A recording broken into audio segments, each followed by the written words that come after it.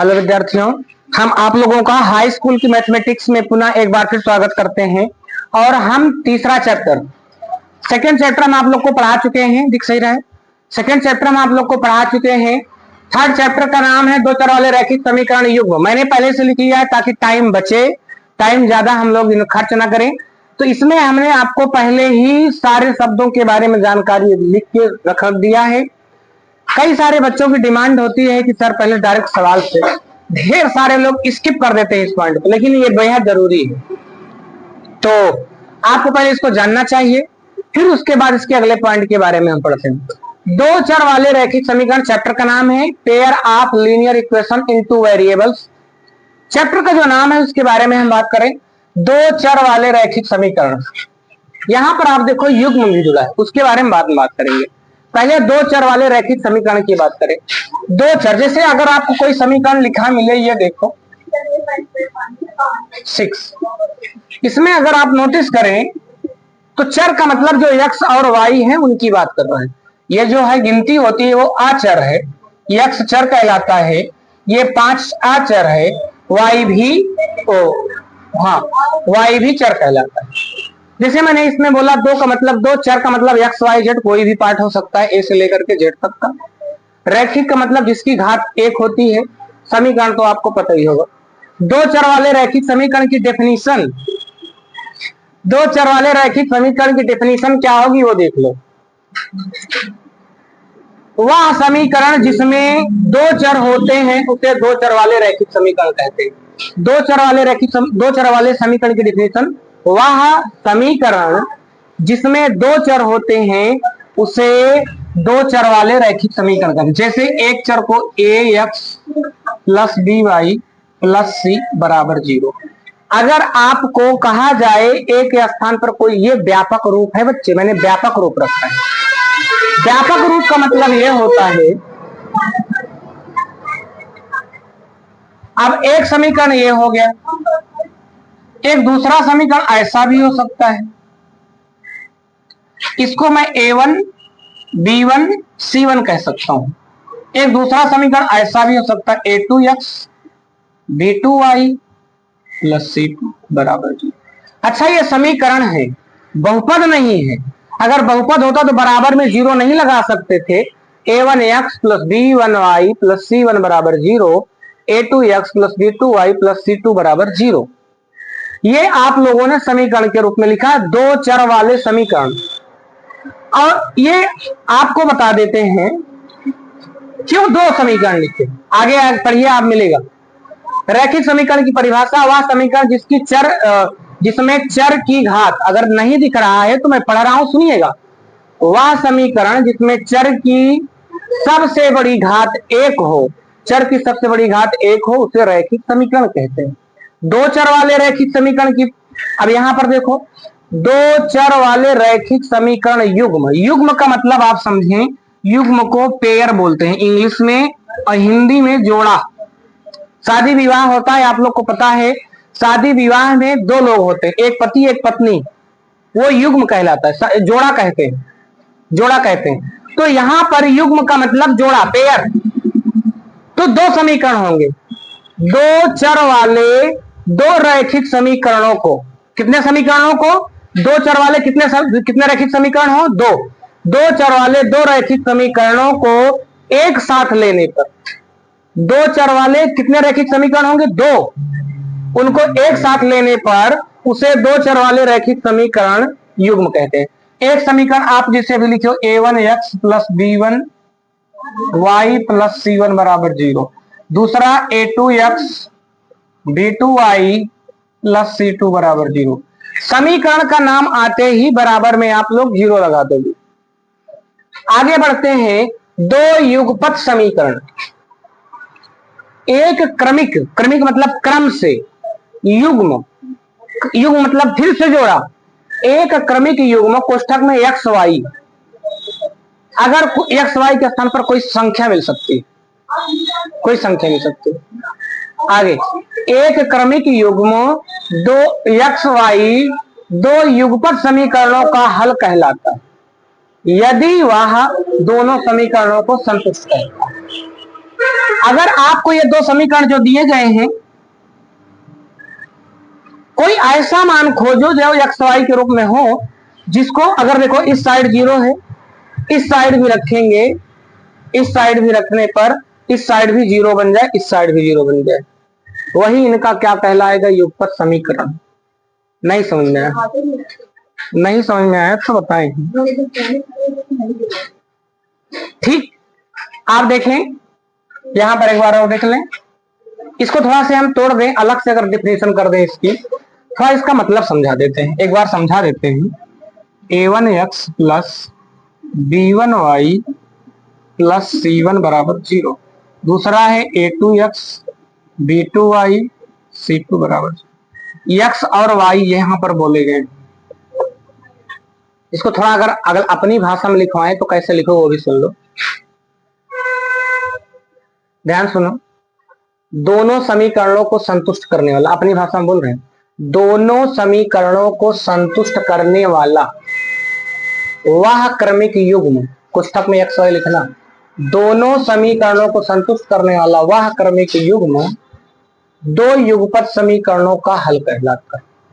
आगे देखेंगे, x और y के स्थान पर कोई ऐसा मान रखो, देखो यहाँ x और y दिख रहा है, कोई ऐसा मान चुनो जो इस पर रखने पर इधर 0 है तो इधर भी 0 बन जाए। अभी आगे क्वेश्चन में मिलेगा, थोड़ा समझ में आएगा। अब संगत युग्म की बात करते हैं। किसकी बात करते हैं? संगत युग्म। यदि किसी समीकरण का हल संभव हो, यदि किसी समीकरण का हल संभव हो, अर्थात इसका कम से कम एक हल हो, तो उसे संगत युग्म कहते हैं। आपके पास दो अगर समीकरण दे देगा, अगर उस समीकरण में x और जो y है, देखो जैसे ये समीकरण दिया है, इसमें x है और y है, यहाँ भी x है और y है, अगर इसका मान निकाल पाएंगे तो वो संगत युग्म होगा, अगर नहीं निकाल पाएंगे तो असंगत युग्म। अभी आगे हम बोलेंगे, तो इसमें मैं मिटा रहा हूं, आगे आप लोगों को फिर बताते हैं लिखने के बाद।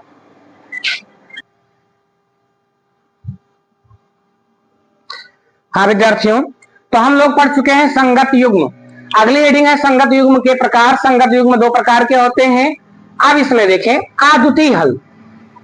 अब आपके पास जो समीकरण होते हैं यहां दिखेगा, जैसे पहला समीकरण a1x plus b1y plus c1 बराबर 0।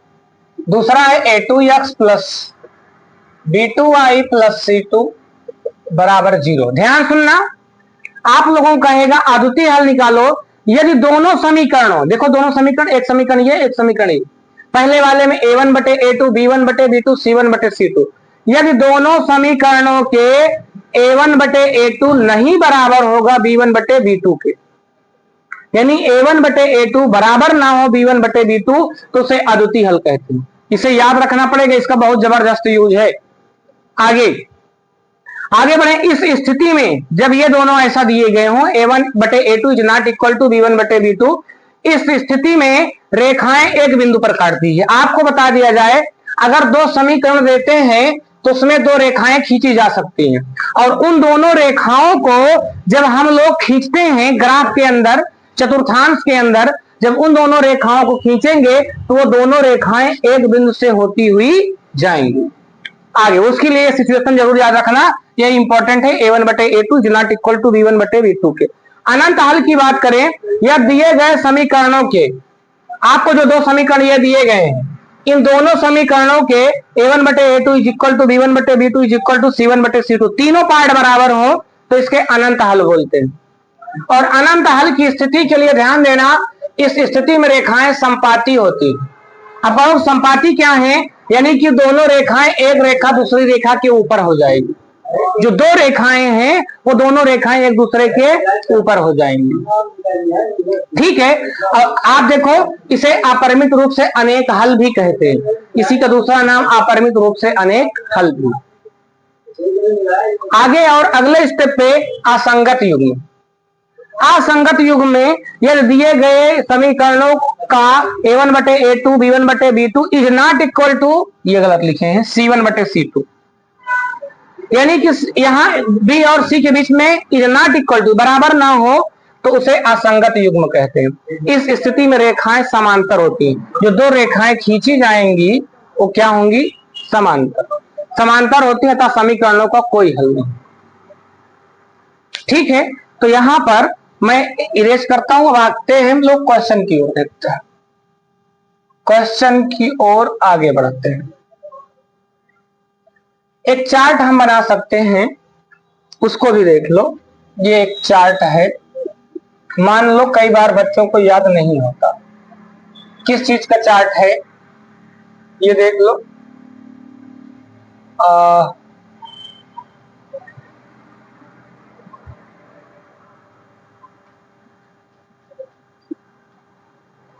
एक तरफ है संगत युग्म, दूसरी तरफ होता है असंगत युग्म। गौर से सुनना, जो असंगत युग्म होता है उसके लिए सदैव आपको ये याद रखना पड़ेगा, असंगत कब किसे कहोगे? a1 बटे a2 बराबर b1 बटे b2 not equal to c1 बटे c2। ठीक है, अब आप देखेंगे, बता रहा हूं, देख लो, इसे याद रखना। अगर कभी भी संगत युग्म का बात करना हो तो असंगत युग्म, असंगत युग्म दो भाग में बटा है। इसको बोलते हैं पहले वाले पार्ट को a1 बटे a2 is not equal to b1 बटे b2। इसका नाम है आद्युति हल,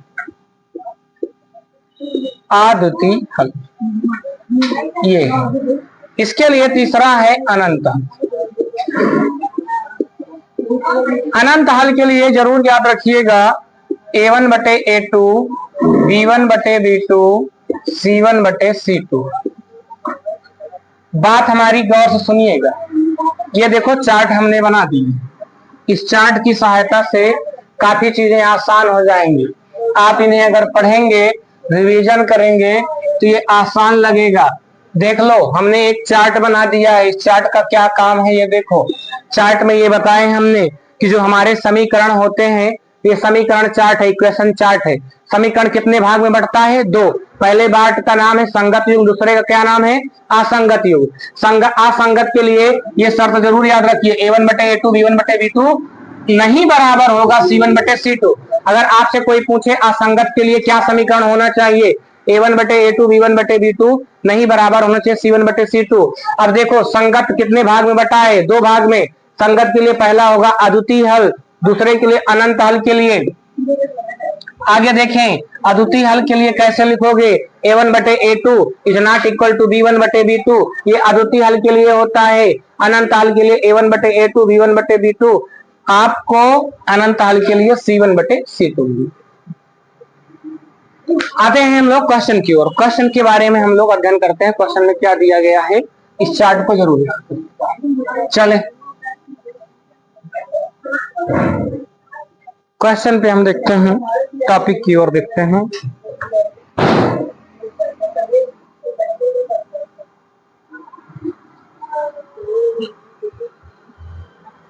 पहली प्रश्नावली हम लोग स्टार्ट करते हैं। 3 का ए का पहला क्वेश्चन, आफताब अपनी पुत्री से कहता है, ये भाई साहब है आफताब, AFTAB। इसको बहुत जरूरी है, आपकी जानकारी के लिए बता देते हैं। आप ये ऐसे क्वेश्चन हर साल पेपर में भरे पड़े मिलेंगे, लड़के पढ़ते नहीं हैं। ये है एक तरफ आफताब और उनकी डॉटर ये है, उनकी पुत्री ये है, आफताब की पुत्री। ये भाई साहब आफताब है, ये उनकी लड़की है, आफताब की पुत्री। आफताब अपनी पुत्री से कहता है, 7 वर्ष पूर्व मैं तुमसे 7 गुनी आयु का, कई गुनी आयु का था? 7 गुनी। आफताब ने अपनी पुत्री से कहा कि 7 साल पहले हम तो 7 गुना ज्यादा रहे। आगे बढ़ते हैं, अब से 3 वर्ष बाद, कहा था अब से, मतलब जो अभी वर्तमान चल रहा है। कब से? अब से, अब मतलब वर्तमान से। पहले आपको ये नहीं मालूम है तो ये मान लिया करो 3 का ए का पहला क्वेश्चन ध्यान देना है। तो यहां मानेंगे, माना आफताब की वर्तमान आयु x वर्ष तथा पुत्री की आयु y वर्ष है। सवाल में 7 साल पहले बोला है एक बार, और एक बार बोले हैं 3 वर्ष बाद। सवाल पढ़िएगा, आप भी पढ़िएगा। 3 वर्ष बाद 7 साल पहले, इसको हम नहीं मानेंगे। जो आज वर्तमान है वर्तमान को मानेंगे। माना आफताब की वर्तमान आयु x वर्ष तथा पुत्री की आयु y वर्ष है। एक जानकारी आपके साथ और साझा कर दिया जाए। वो जानकारी ये है मेरे प्यारे विद्यार्थियों, कभी भी 7 साल पहले, 3 वर्ष बाद, 4 वर्ष बाद दे तो उसको कभी मत मानना। हमेशा आप वर्तमान आयु मानो, हमेशा वर्तमान। दूसरी जानकारी ये है कि आप जो हेडिंग डाले हो, चैप्टर का नाम है 2 चर वाले रैखिक समीकरण। इसमें सदैव 2 चर मानना। पहला चर x माने, दूसरा वाला, किसी को दिक्कत नहीं। अब सवाल में पढ़ते हैं हम, इन्होंने आफताब अपनी पुत्री से कहता है। कौन अपनी पुत्री से कहता है? आफताब। आफताब ने कहा 7 वर्ष पूर्व। 7 वर्ष पूर्व, कितना वर्ष पूर्व बोला है? यहां लिख रहा हूं 7 वर्ष। एक बात बताओ, अभी आप 14 साल के हो, 7 साल पहले कितना साल के रहोगे? 14 साल के हो, 7 साल पहले कितना साल के थे? 7 साल के। तो आपकी आयु घटी की बढ़ी? 7 साल पहले आपकी आयु घट जाएगी ना। तो 7 साल पहले जो आएंगे आफताब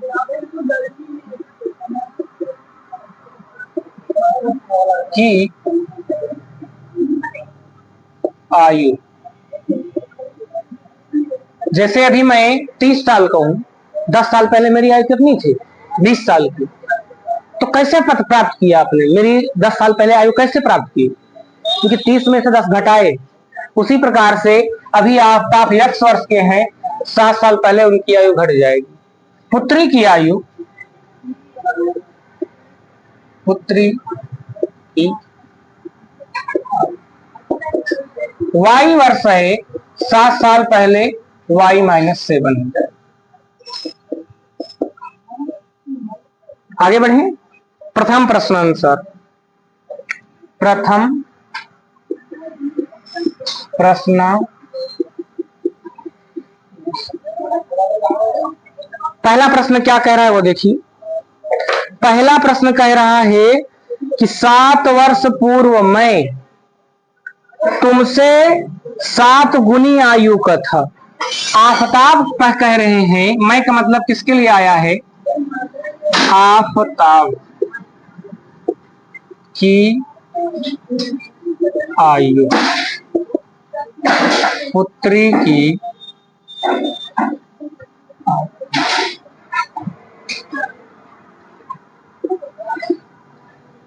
आफताब ने कहा 7 वर्ष पूर्व मैं तुमसे 7 गुनी आयु का था। 7 वर्ष पूर्व, 7 साल पहले आफताब अपनी पुत्री से 7 गुना आयु के थे। आप बताओ, एक तराजू लेते हो कांटा वाला, ऐसे जो कांटा पकड़ा जाता है, उस तराजू में आफताब की ओर 7 गुना ज्यादा है, यानी कि पलड़ा आफताब की ओर झुक जाएगा। किसी तरफ झुक जाएगा? आफताब की तरफ। तो कांटा वाली तराजू है ना, हाथ से पकड़ने वाली। तो अगर आफताब 7 गुना ज्यादा है तो किधर 7 का गुणा करें? गुणा मतलब गुणा की बराबर हो जाए, पलड़ा बराबर हो जाए। बराबर चिन्ह लगाए ना। अगर पलड़ा ऐसे पकड़े हो तो अगर आफताब इस साइड बैठे हैं तो पलड़ा आफताब की साइड झुका है, 7 गुना ज्यादा है आफताब ना। अरे बाप तो ऐसे भी ज्यादा होता है बेटी से। तो भैया आफताब ज्यादा होंगे, बिटिया की उम्र कम होगी कि नहीं होगी? आप ही बताओ। 7 गुना ज्यादा ये है, बीच में चिन्ह बराबर का लगाए हो तो अगर बराबर करना है तो 7 का गुणा इसमें करो। गुना मतलब गुणा, बात समझो ना। पापा हमेशा ज्यादा होंगे उम्र के, पुत्री कम उम्र की होगी, तो 7 गुना ये ज्यादा है तो 7 गुना उसमें उल्टा कर देना। आपकी आयु कितनी है? x minus 7। पुत्री की आयु है y माइनस 7। 7 का गुणा है, 7 गुणा अंदर कर दो, 7 गुणा y में करो 7y, 7 का 7 में करो 49, इसको उठा के उस साइड करो, इसके आगे चिन्ह प्लस है, उस साइड जाएगा तो माइनस हो जाएगा, माइनस का 49 ऐसे रहने दो, ये 7 उठा के इस साइड लाओगे तो प्लस हो जाएगा। ए भैया x माइनस 7y आया। अब ये घट जाएगा, ये क्यों घटेगा? 49 के आगे माइनस है और 7 के आगे प्लस है, इसलिए घट के 42 हो जाएगा माइनस। समीकरण 1। आगे बढ़ रहे हैं हम लोग, बढ़े आगे, आगे बढ़िएगा। सवाल में इन्होंने क्या बोला आगे? आप कहें अब से 3 वर्ष बाद, आप बताओ अभी मैं 17 साल का हूं, 3 वर्ष बाद कितना साल का हो जाऊंगा? 20 साल। कैसे 20 साल आया? जोड़ने पर ही घटाने पर? जोड़ने पर ना। तो अभी 3 वर्ष बाद की बात किया है, 3 वर्ष बाद, 3 वर्ष बाद की बात किया है। तो 3 वर्ष बाद अगर करोगे तो जो आफताब है, आफताब की आयु अभी x है, 3 वर्ष बाद x प्लस 3 हो जाएगी कि नहीं? आप ही बताओ। और पुत्री की आयु अभी, पुत्री की आयु y वर्ष है, 3 वर्ष बाद y प्लस 3। अब इन्होंने बोला है प्रथम प्रश्नानुसार, अब लिखेंगे द्वितीय प्रश्नानुसार।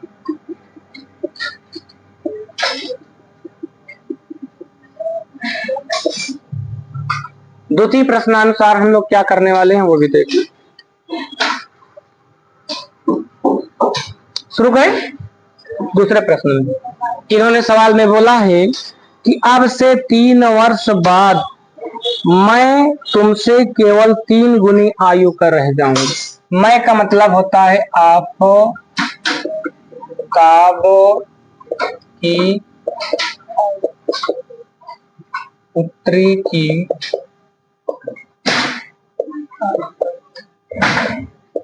इन्होंने क्या कहा कि अब से 3 वर्ष बाद मैं तुमसे केवल 3 गुनी आयु कर। अच्छा बताओ 3 वर्ष बाद 3 गुना कौन होगा? पापा।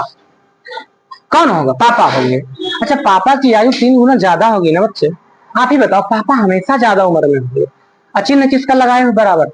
बराबर का मतलब ये होता है कि दोनों पक्ष को बराबर करो। अगर ये 3 गुना, गुना मतलब गुणा, ज्यादा पापा है तो 3 गुना इसमें कर दोगे तो बराबर हो जाएगा। तो यह 3 का हमने गुना कर दिया। आफ्ताब की आयु जो है वो x प्लस 3, इनकी आयु y प्लस 3 है। 3 का गुणा आगे कर देते हैं, x प्लस 3, 3 का गुणा 3y में 3 क्लिक करना, इसको उठा के उधर लेके जाओ, x ये उठा के उधर लेके जाओ, 9 को 3 उठा के इधर लेके आओ, ये भैया x माइनस।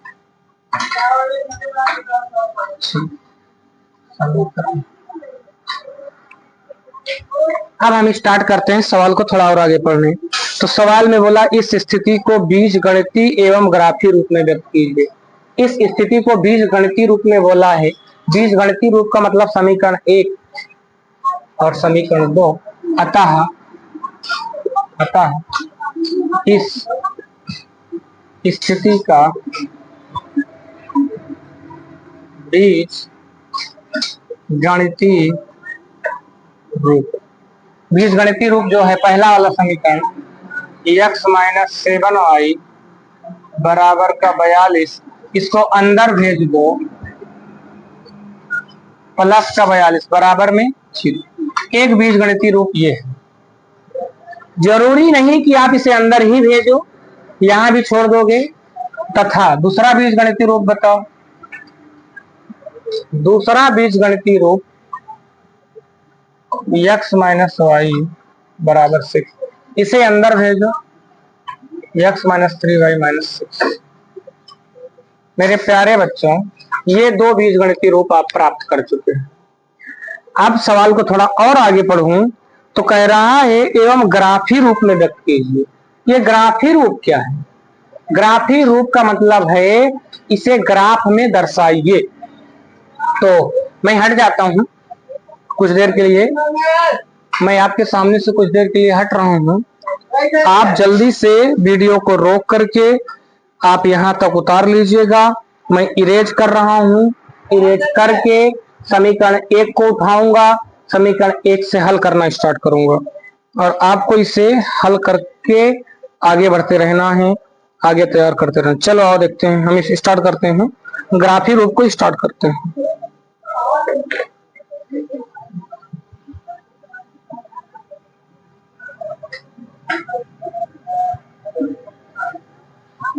यहां लिख रहा हूं ग्राफी रूप।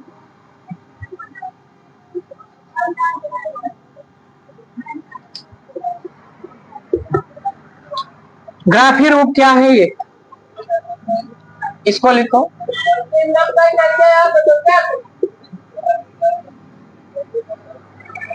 चलें आगे, एक मिनट।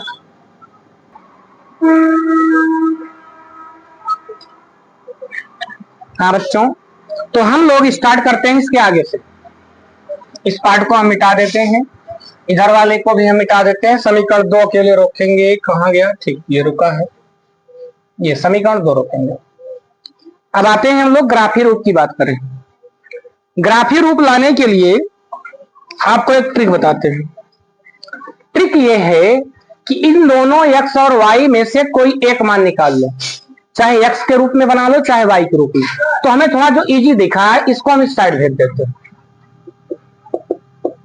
42 माइनस 7y को उधर ले जाएंगे तो प्लस है, और यहां माइनस तो था ही।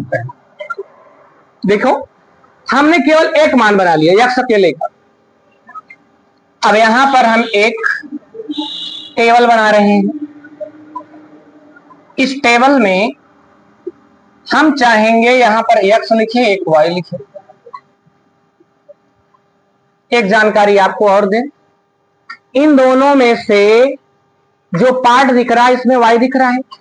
y का ऐसा मान रखो कि छोटी से छोटी संख्या इन दोनों से प्राप्त हो। जैसे आप अगर रखना चाहें तो क्या रखोगे जो आपको आसान दिखे? मैं इधर लिख देता हूं 42। अगर हम 7 का गुणा 5 में कर दें तो y के स्थान पर क्या लिख रहे हैं? 5। तो y के सामने 5 लिखिए। ये y के स्थान पर 5 रखें तो y के मान 5 लिखो। तो x का मान कितना आएगा चेक करो। 7 × 5 = 35। इसमें माइनस है, इसमें प्लस है, घटाओ कितना आएगा? 35 माइनस कितना आया? कितना आया? -7। तो यहाँ -7 किसका मान आया? x। अगली बार अगर यहां पर y के स्थान पर हम कितना रख दें? 6। 7 और 6 का गुणा कितना होगा? 42। यहाँ 6 रखो, y के स्थान पर 6, ठीक है, y के सामने 6 लिखे। आगे आप बताओ तो आपको कितना मिलेगा? यहाँ पर इसमें भी 42, इसमें भी 42, घटी कितना आ गया? 0। x का मान। अगर यहाँ पर 7 रख ले तो 7 7 कितना होता है? इसमें माइनस है, इसमें प्लस, घट जाए कितना आएगा? यहां पर आपने y का मान 7 लिया तो x का मान कितना आया? 7। y का मान 7। अतः बिंदु 2:30 बजे आ रहे। अतः बिंदु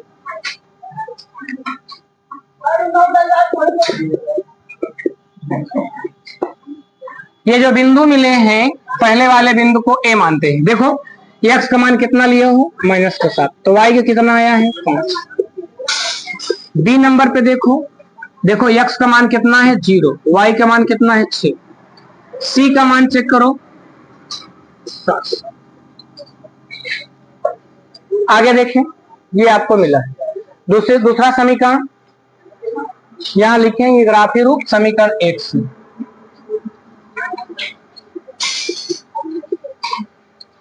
समीकरण 2 को देखो,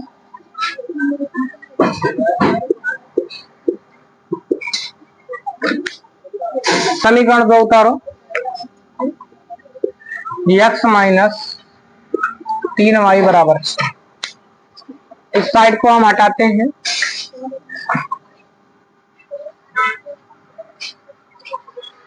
आगे देखें, इस y वाले पार्ट को इस साइड भेज दो, 6 प्लस 3y। अब आपको x का कोई ऐसा मान रखना है, चेक करो, एक तरफ x लिखो, दूसरी तरफ y। आ जाओ चेक करें, x को कोई ऐसा मान रखो कि न्यूनतम मान प्राप्त हो। चेक करिए, हम रख के दिखा देते हैं। 3y, देखो मैं जो रखने जा रहा हूं x का मान वो है -1। किसका मान? x का मान नहीं, किसका मान? y का। y का मान मैंने -1 रखा। गुणा करो, यहां प्लस यहां माइनस। अब आपका क्वेश्चन आ सकता है सर -1 क्यों रखे? एक ही रख लेते। अगर एक रख लेते तो यहाँ पर एक रखते, 3 का नम 3 आता, 3 और 6 जुड़ के कितना हो जाता है? 9। 9 बड़ी संख्या आती है, हमें छोटी संख्या चाहिए, इसीलिए हमने x का मान कितना प्राप्त किया? 3। अगली बार अगर यहाँ हम 2 ले लें तो -2, तो लिखो यहाँ y का मान -2। 3 दूनी कितना हो जाएगा? यहाँ प्लस यहाँ माइनस, प्लस माइनस 6, 6 में 6 घटी कितना आ गया? कुछ समझ में आ रहा है ना? तो यहाँ 0 मिलेगा। हमें छोटी संख्या चाहिए। अगली बार x का y का कोई ऐसा मान रखो कि और छोटी संख्या है, देखो रख लो। अगर हम रख लें -3, ये प्लस ये माइनस, प्लस माइनस माइनस, 3 त्रिक 9, ये देखो -3 रखे हो, y का मान ये माइनस में है, ये प्लस में घटेगा तो -3। अतः बिंदु अगर आप लिखेंगे तो बिंदु क्या मिलेगा? इसे हटा रहा हूं, बिंदु क्या मिला? आपने यहां तक क्या लिया था? A B C. अगला बिंदु लोगे डी। पहला है 3 को लिखो, 3 कामा -1। डी के बाद ई, -2 कामा 0। ई के बाद एफ, -3 कामा। उल्टा लिख दिया है क्या? 0। ठीक है, अब आपको कहा है ग्राफ खींचो। ये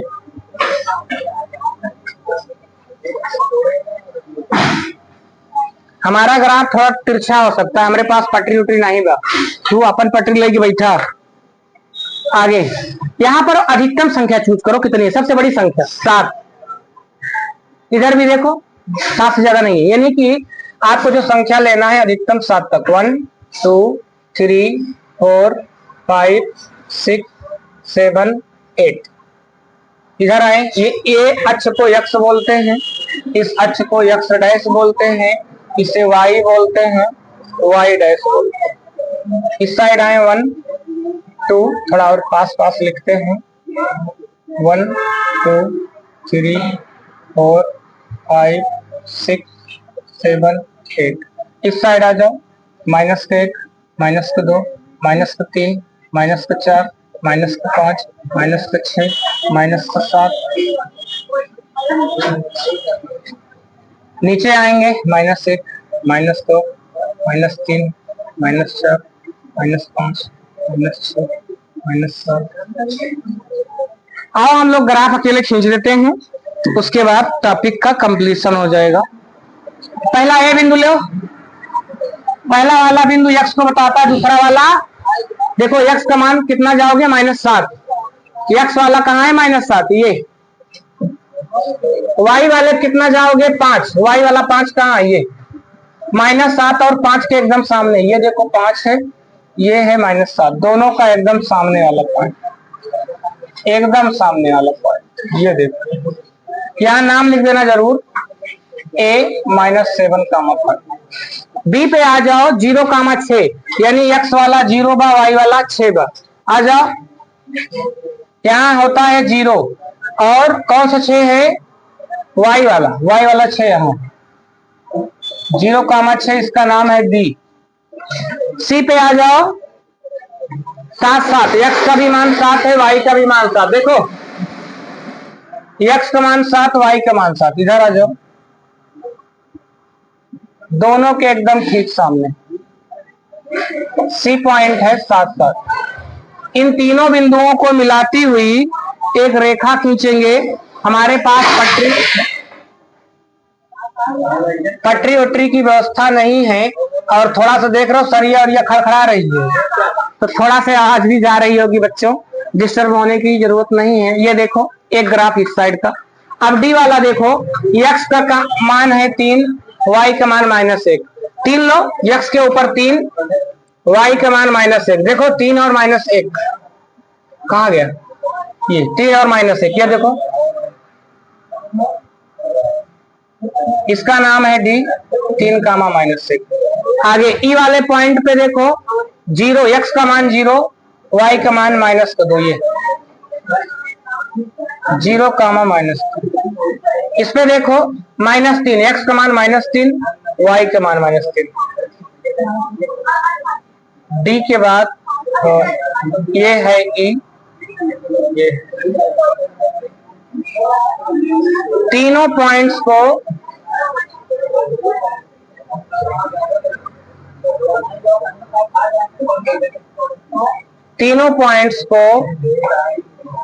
आप मिला दीजिए। ये -1 ऊपर था और ये तिरछा हो गया थोड़ा, और ये ऊपर था, ये ऐसा जाता। ठीक, ये ऐसा ही ग्राफ बनेगा। आपके पास एक कॉपी आती है, सुन लो पहले, लाइन खींचने की ऐसी एक कॉपी आती है, उसमें आप ऐसे ही बनाओगे। तो उसके लिए कॉपी खरीद करके उसमें बनाएंगे तो और बेहतर आएगा, क्योंकि हमारे पास ये सुविधा नहीं है, फैसिलिटी नहीं है। हम इसके सामने से हट जाते हैं। वीडियो को आप पॉज करके इसे उतार लीजिएगा, उसके बाद हम आगे के क्वेश्चन कल से कराएंगे। और क्योंकि बेसिक भी करवाना था तो टाइम लगा, काफी ज्यादा टाइम लगा। कल बहुत तेजी से क्वेश्चन होंगे, 2nd, 3rd, 4th, 5th, तो कल लगभग इसमें अधिकतम क्वेश्चन कंप्लीट कर लेंगे। लेकिन आज इसके बेसिक को कंप्लीट कर लीजिए, फिर हम लोग मिलते हैं अगले वीडियो में। तब तक के लिए हम लोग इस वीडियो को यहीं रोकते हैं और अगले वीडियो पे हम आप लोग से, ठीक है।